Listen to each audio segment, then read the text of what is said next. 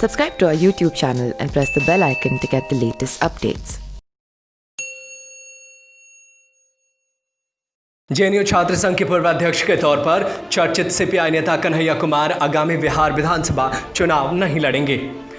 एक निजी news channel से खास बातचीत में कन्हैया ने यह खुलासा करते हुए कहा है कि चुनाव नहीं लड़ूंगा, लेकिन पार्टी जो जिम्मेदारी तय करेगी वो जरूर करूंगा। कन्हैया ने यह भी साफ किया कि वामपंथी दलों का आरजेडी और कांग्रेस के साथ गठबंधन में चुनाव लड़ना तय है और सही समय पर सीटों का ऐलान हो जाएगा।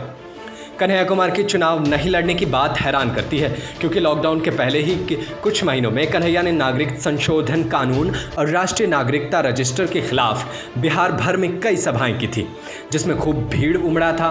हालांकि कोरोना महामारी के फैलने और लॉकडाउन शुरू होने के बाद पिछले काफ़ी समय से कन्हैया की सक्रियता नज़र नहीं आ रही है। CAA NRC के खिलाफ अपनी चुनावी रैली में कामयाबी के बावजूद चुनाव से पीछे हटने के सवाल पर कन्हैया ने कहा कि वो आंदोलन किसी को विधायक मुख्यमंत्री बनाने के लिए नहीं था।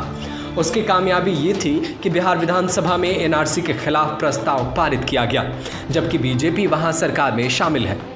गायब हो जाने के सवाल पर कन्हैया ने बताया कि लॉकडाउन के दौरान ज़रूरतमंदों की मदद में लगे थे, लेकिन इन बातों का सोशल मीडिया पर प्रचार करने से उन्होंने परहेज किया। बेगूसराय से पिछला लोकसभा चुनाव लड़ने वाले कन्हैया ने बताया, इस बार पार्टी ने तय किया है कि मैं दूसरों लोगों की चुनाव लड़ाऊं। कन्हैया भले ही पार्टी का हवाला दें, लेकिन उनके करीबी सूत्र बताते हैं कि बिहार चुनाव में नीतीश कुमार और बीजेपी के सामने तेजस्वी यादव के नेतृत्व में विपक्ष की हालत जग जाहिर है। सूत्रों की माने तो वैसे भी तेजस्वी कन्हैया की लोकप्रियता को लेकर असहज रहते हैं।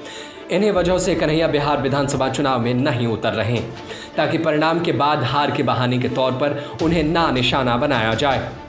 हालांकि कन्हैया कहते हैं कि पुरानी बातें भूलनी चाहिए, आरजेडी के संबंधों में कोई खटास नहीं है और परिस्थिति के मुताबिक ये समय चुनाव में एकता दिखाने का है।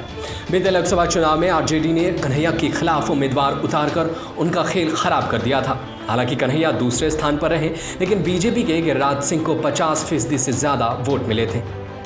तेजस्वी यादव की मुख्यमंत्री उम्मीदवारी के सवाल पर कन्हैया ने कहा कि स्वाभाविक है, जो सबसे बड़ा दल होगा उसी का मुख्यमंत्री बनेगा, लेकिन हम साझा न्यूनतम कार्यक्रम पर बात करते हैं, किसी चेहरे पर बात नहीं करते हैं।